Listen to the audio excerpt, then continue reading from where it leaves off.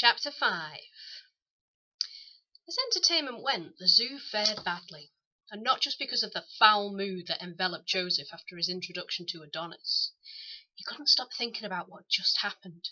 What was it about him that made others react like that instinctively? Was he so vile and repulsive? Should he have acted differently? Retaliated, maybe? He didn't know. Maybe he thought it summed everything up. Maybe he was only getting what he deserved. All these thoughts bubbled and stewed within him. He didn't have a clue what to do with any of them, so he settled as usual for feeling angry. "Stupid monkey," he murmured, too close to Mrs. F. "Don't let him hear you call him that," she replied, throwing a pair of stinking overalls his way. "He's not a monkey. He's a gorilla. Silverback. Pride of the zoo, that one." When it was open, her words tailed off, and Joseph could see why. There was precious little to feel proud of around here anymore. The boy pulled the overalls on reluctantly. They were covered in a crusty dung, sitting like scabs at regular intervals up and down the legs.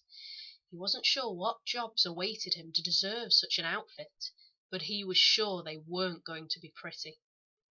First things first, though, Mrs. F. insisted on a tour to give him his bearings. "I won't be telling you where things are twice," she added tersely, "so stop your sulking and pin your ears back." They started in the aquarium, or what would have been the aquarium had it contained any fish, or water. Joseph was no expert, but he was pretty sure the only thing living inside the tanks now was algae. It clung to the glass and like overcooked spinach on a Sunday dinner plate. "It's not exactly the Ritz in here, is it? Could you not have cleaned the place up a bit?" he sneered. "Well, you know what they say," she smiled back icily. "Why keep a dog and bark yourself?" God, he hated her. Whatever he said, she always had an answer, and his gran must have known that when she sent him here. Still, he'd bide his time, get his own back on the woman. She could be sure of it. As he walked round the aquarium, he noticed a vast amount of sticky tape that zigzagged the length and height of the tanks. There seemed to be no pattern or reason to it. It had the look of a birthday present wrapped by a 4-year-old. Joseph traced the tape with his finger, forehead creased as he tried, and failed to understand its mystery. "In case a bomb drops," Mrs. F. said, eyes moving skywards, even though they were standing inside. The tape might stop the glass from shattering.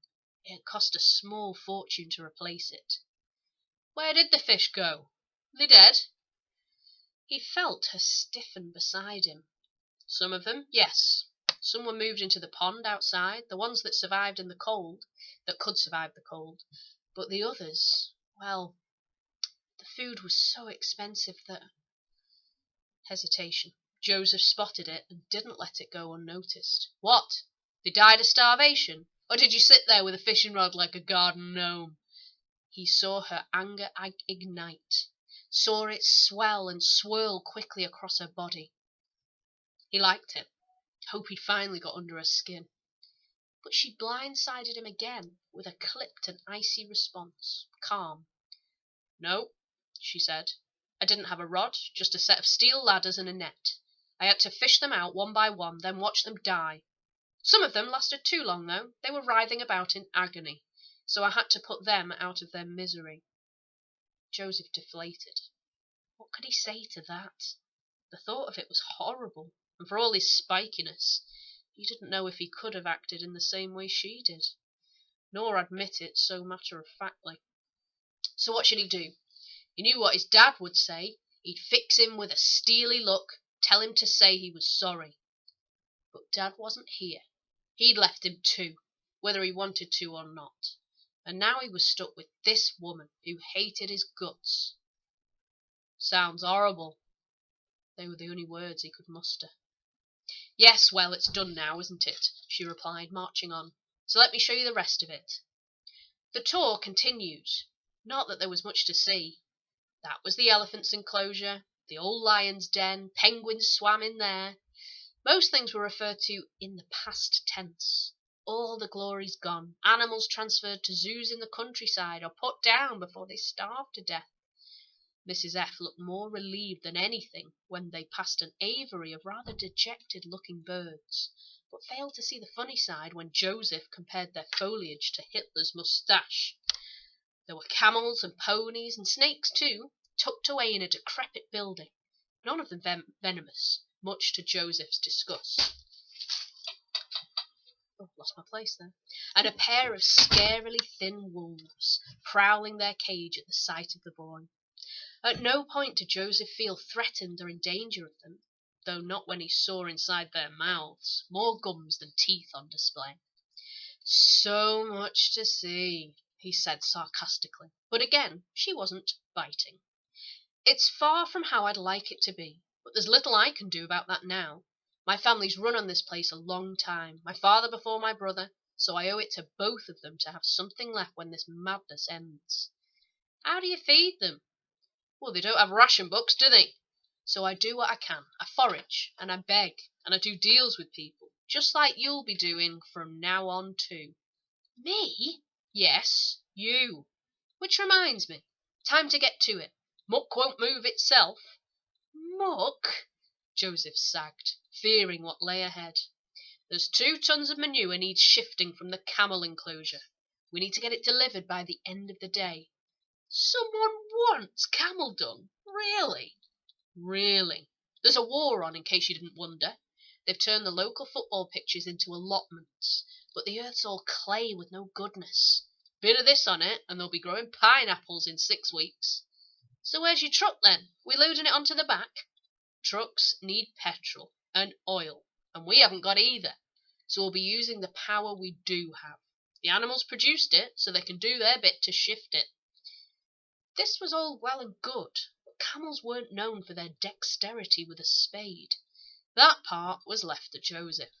He was told to shovel every last bit of manure onto 2 huge sheets that sat outside their cage, while managing not to upset the beasts. Don't be getting too close to their back ends, Mrs. F. instructed from the other side of the bars. They're known to kick at a second's notice. Joseph didn't reply, but made 2 clear mental notes: to stay away from their rumps, and to wreak some kind of revenge on the woman in return for this fresh hell. But she wasn't finished yet. Oh, and be careful about the front too. They're spitters, all of them. End up with a lungful of that on you, and you'll be stinking of it for for days, even after I've hosed you down.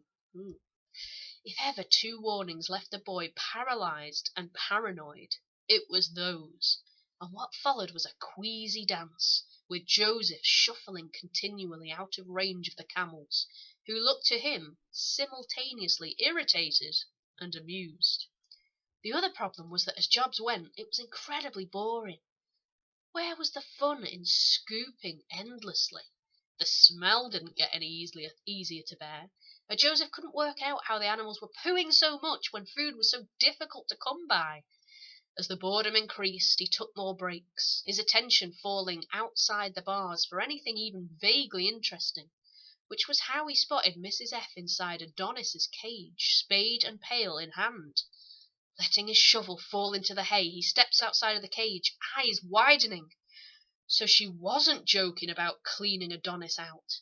And if she was in there, then where was the ape? There must be a way of locking him inside his hut, he thought. But then he caught sight of Adonis, loping slowly in the woman's direction. Joseph felt himself gasp. Had she seen? Did she know how he was approaching? Should he warn her? Or would that just send the ape into a dangerous funk? All he could do was watch, holding his breath as Mrs. F. finally felt Adonis's presence, dropping immediately into a crouch, sitting on her haunches, head down towards the dirt. The ape prowled closer, only stopping when he was within touching distance. He could now, quite literally, end her life with one attack. But still Mrs. F. didn't move. She remained still, other than her back rising and falling with her breath. What now? Joseph thought. How on earth was she going to get out? If she knew, she showed no signs.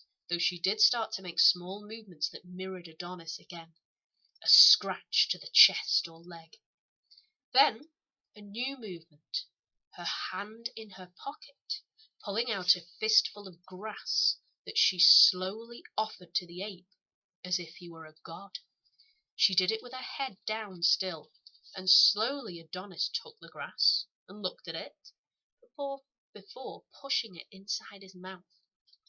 When he was gone, his hand snaked out once more, and patted Mrs. F roughly on top of her head twice, before sauntering slowly away. Joseph felt himself finally breathe out, not daring to look away until Mrs. F finished the job in hand and let herself out of the cage. He shook his head in confusion. He couldn't decide whether the woman was unbelievably brave or stupid. Either way, he couldn't imagine feeling confident or comfortable enough to do the same, not when Adonis had taken such an instant dislike to him. It made him feel irritable, though not as irritable as when Mrs. F spotted him and told him to get back to it. He had no idea how long it took to finally finish his job, but judging by the blisters that lined his palms, it was too long. Still, at least for once, he wasn't feeling the cold. Right, Mrs. F sighed. Part 1 done, finally. Part 2 is delivery, but I'll need to help you with that. Can't trust you with our mode of transport.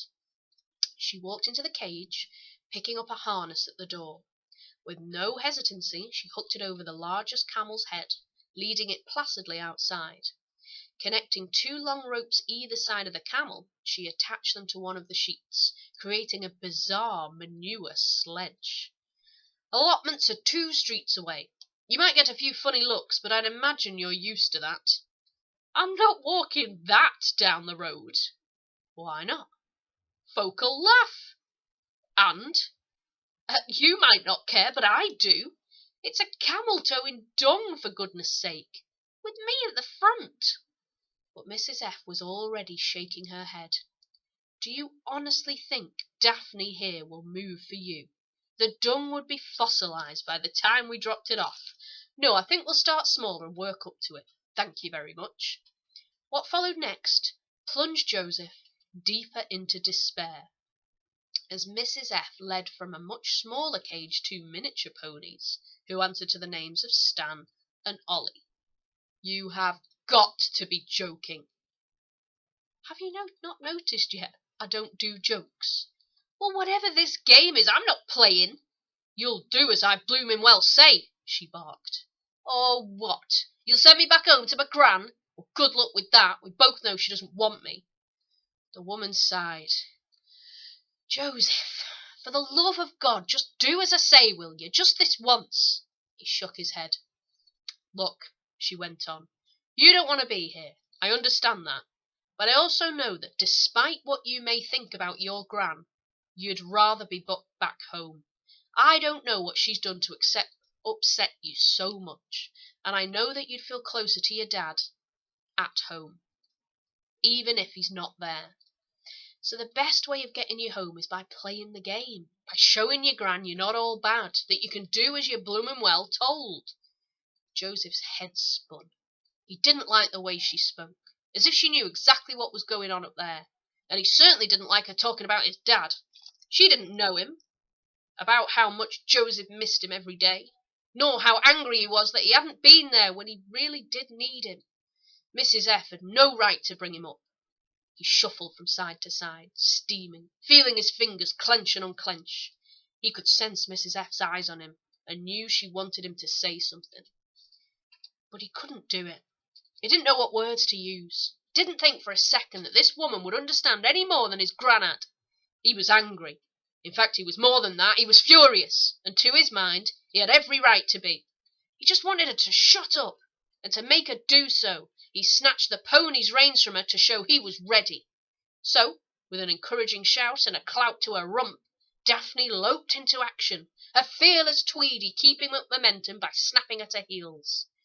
Wishing only for this day to be over, or for the ground to swallow him up, whichever was quickest, Joseph followed the same prompts as Mrs. F, only to very different effect.